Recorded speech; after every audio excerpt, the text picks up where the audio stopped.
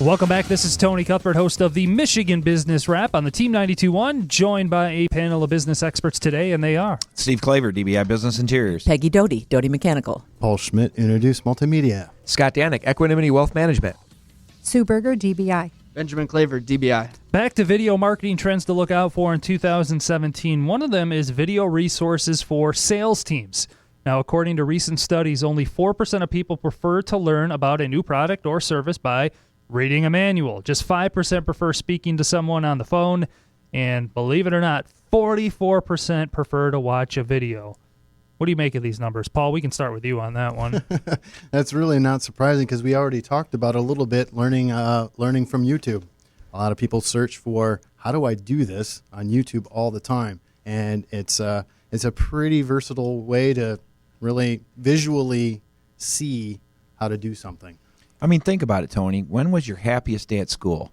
When they had a movie. A sub with a movie. There you go, brother. True. But that, True. I mean, Steve, for your purposes, if you got somebody on the clock and you showed them a video, you hope they're not doing what I used to do during those movies at school. You're hoping you don't want to know. Oh, okay. But if you're showing a video for somebody to learn, that's a whole different ballgame, especially with your team. Right. Well, I think it goes back to what Paul said at first. It's a timing issue, too. I mean, as far as, is it a 3-hour video?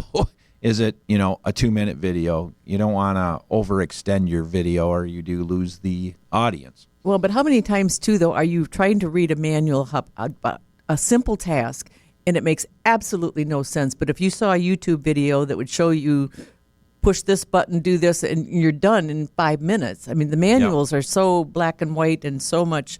Well, a lot of times you can't even see the pictures. You can't see the pictures are picture. dark and Things just don't look the same. So there's definitely a place for video, and I'm going to talk with Paul a little more about that, how we might be able to use that. So you would consider then using videos for training purposes? Absolutely. Good to hear. Yeah, and we're going to incorporate more video this year, too.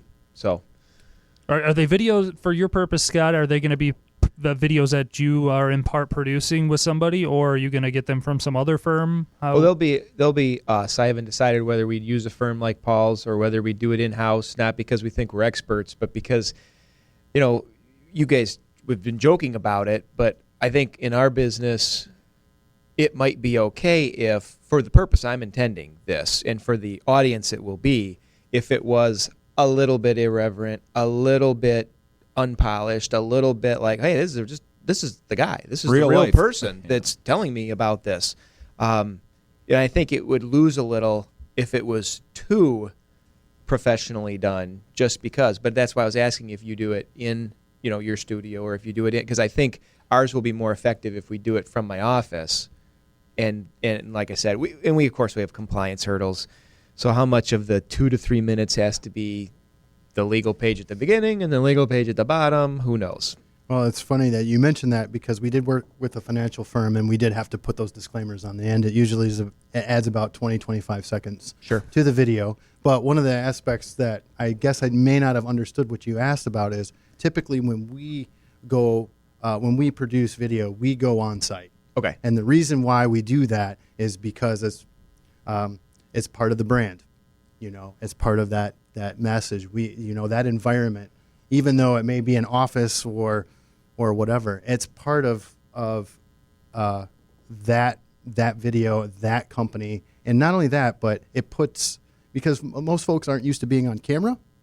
And, if you go there, we're putting ourselves on their turf. So there's a little bit of a comfort factor for that subject as well. And I think consistency, too, depending on the message, depending on the frequency, depending on what you're trying to do, I think, if people get used to seeing you in a certain setting, they'll focus less on the setting, like, oh, what's that plant in the background, or what's that plaque say, or, just those stupid things that distract us all, and more what the actual message. Now, do you have a portable, so to speak, teleprompter type thing? I mean, because one of the challenges that we would have is, even if it's held, to Ben's advice of 2 minutes or less, 2 minutes is a long time to memorize exactly what you're going to say. And in our world, we can't go too far off script because then compliance comes in and says, well, that's not what you said you were going to say.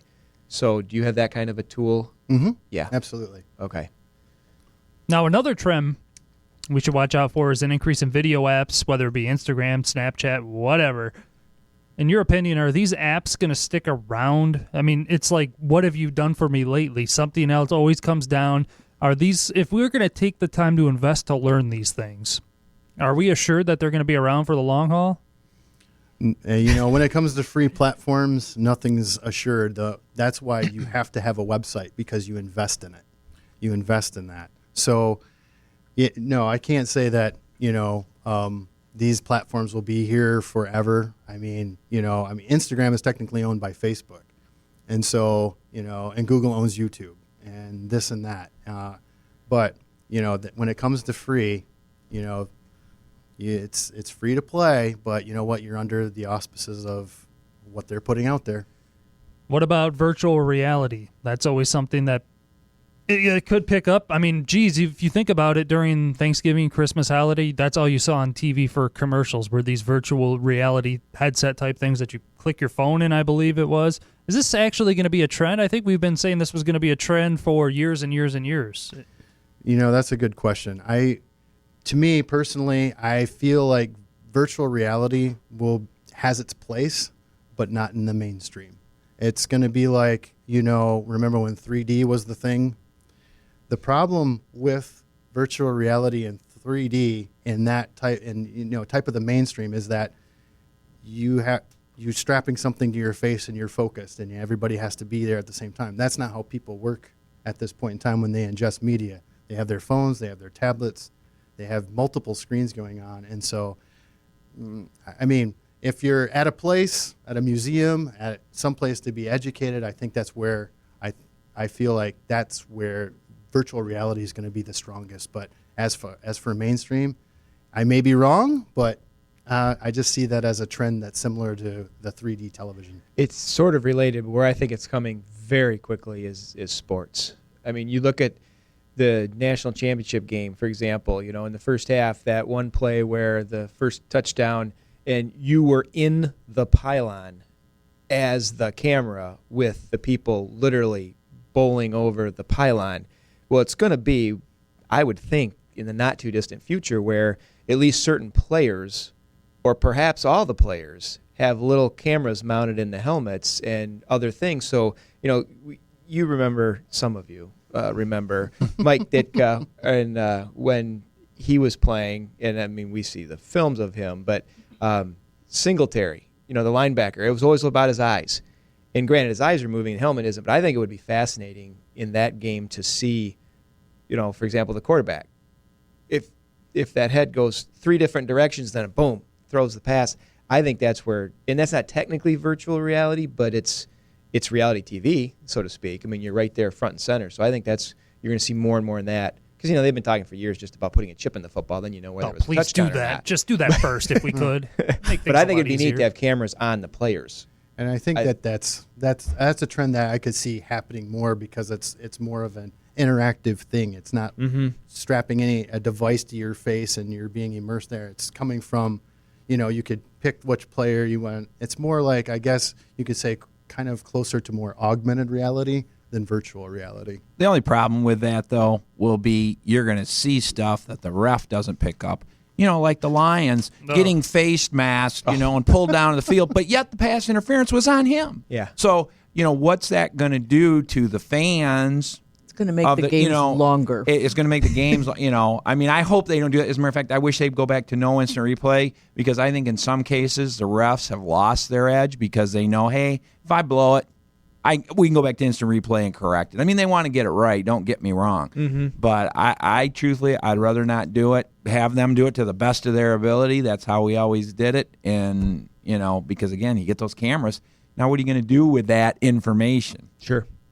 Just imagine if we had an instant replay in real life where you could go back and fix your mistakes. That'd be beautiful. That'd be beautiful. And the other thing with virtual reality, I think what you're saying would be cool, Scott, most definitely. But then you think about things like 3D TV and how that was supposed to revolutionize watching sports.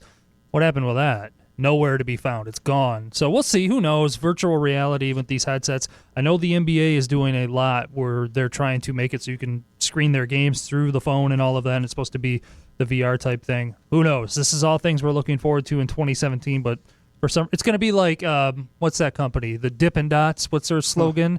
Ice cream of the future. They've been around for like 30 years. When's the future actually going to be here? I've never understood that slogan. That's just me. All right.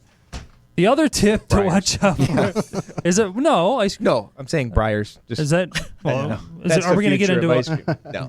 Ben and Jerry's is if we're going to Moomers. get into ice cream? You have to go to Moomers.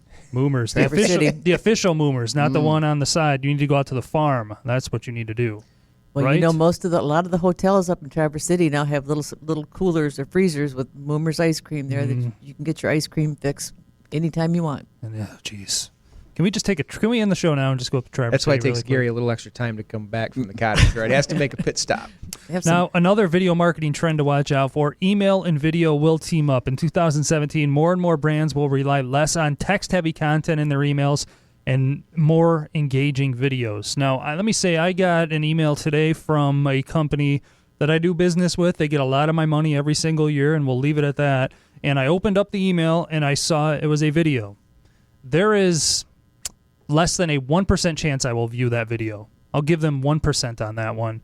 So why spend the time and resources to put something like this together? If you do, it's got to be something that's going to catch somebody's attention pretty quickly, I would imagine. My question is, why wouldn't you watch it for a second just to see it? No interest. Why? No. Because of what the It's tagline probably is? because of the company that's sending it. The company, the tagline. Yeah, but he says he spends all kinds of money with them. It's not willingly. Well, but I mean, if it's like your mortgage company, Thank you. what's the mortgage company going to tell you in a video? I don't know. Well, I mean, what's interesting about that is you opened up the email. Well, I was hoping. I thought it was a bill. Well, well, that's one way to get you to open up the email, and that's what they're tracking. I mean, the fact of the matter is, I mean, they've been saying this email and video will team up for years, and so that's nothing new. The fact of the matter is, when you mention a video in the subject line, typically more people open that email up than not to see what this is all about. That's interesting because I don't. I just don't take the time to do it. Where I can read a paragraph pretty quickly, but a lot of videos just go on too long. There's only one problem with that. You can't embed into the email. So you have to click the video, and then you're clicked away to YouTube or Facebook or wherever it's held. So until you can watch the video on the email that you open, I mean, that's the tough part. And that's been the biggest issue is that because of the size of the file of the video and the different email servers that are out there, that's the reason why you can't embed a video at this point in time into an email. But I agree, that would be more helpful. That probably would work even better. But as it stands, I mean, the statistics say that, when you use video or mention video in the subject line, that you're going to be able to watch something. It's opened more than not.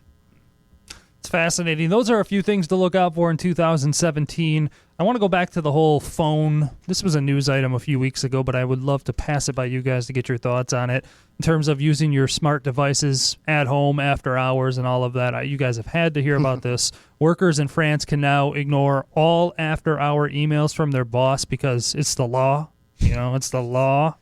So you got to do it. The country's right to disconnect law took effect at the stroke of midnight on New Year's Day. It requires companies with more than 50 employees to start writing policies and limiting work-related technology use outside the offices. The aim is to cut down on work-related stress and burnout. What do we think? Well, you guys all have except for Steve, less than 50 employees, right? Yes. So that works out nice. You don't send any? You really send emails to your employees after hours that you are expecting an immediate response? No. It's funny that this came up the other day. I was talking to a former employee, and he said, it really stressed me out when you sent out emails on the weekends and stuff like that. I was just trying to get ahead of the game. I said, I didn't expect you to respond to it. He's like, yeah, but it just kind of put a sense of urgency, and I didn't have a good weekend. I'm like, wow, okay. Well, then what do you look at, and not you, Paul, but what's he looking at it for if it's going to, you know what I mean? Because I do the same thing. I'll put stuff out tonight that, like you said, ahead of the game, hey, they've got it first thing in the morning when they walk in tomorrow. They've got it, and they know what they've got to do. Wouldn't it be clear if it was something, I mean, like this gentleman, wouldn't it be clear that you were expecting him to act on the weekend rather than just FYI? I mean, in our case, if let's say a client dies over the weekend, and we need to let people know. I'll just send a quick text, because we can text each other because we're not clients of each other. That's not a problem from a regulatory standpoint, but that'd be something where, but I just think that's another example of over-regulation. I mean, we have clients that they have to do things a certain way because they actually have employees in California. And California has much stricter rules relating to employees and when you can do this and how you can do that. And some of them are, generally speaking, not reasonable. Well, and I would, if I needed you to look at that tonight or this weekend, I'd call you too and say, hey, I just sent you an email. I need you to look at it today or tonight or this weekend. I wouldn't just send the email and hope you looked at it, because you might not. I know I don't necessarily look at my emails all day long. So France and Europe need to increase their productivity, yet this is a way to make sure that doesn't happen. Well, would you consider also, I mean, some of these email services do have a timer where you can write your email out at whatever time of night and then set it to be sent at a certain hour the next day? There is, but the other aspect that I implemented, before learning this was that, we use different messaging type apps that are a little less businessy. Mm-hmm. And so you can really curb the urgency on it, because you can convey it a little bit better, because there's a constant communication instead of a business style email that may sound impersonal. Yep, we got to wrap it up here on the Michigan Business Wrap. A big thank you to Paul, Peggy, Scott, Steve, and the staff at DBI. My name is Tony Cuthbert, and we're going to close today with Peggy Doty. That's a wrap.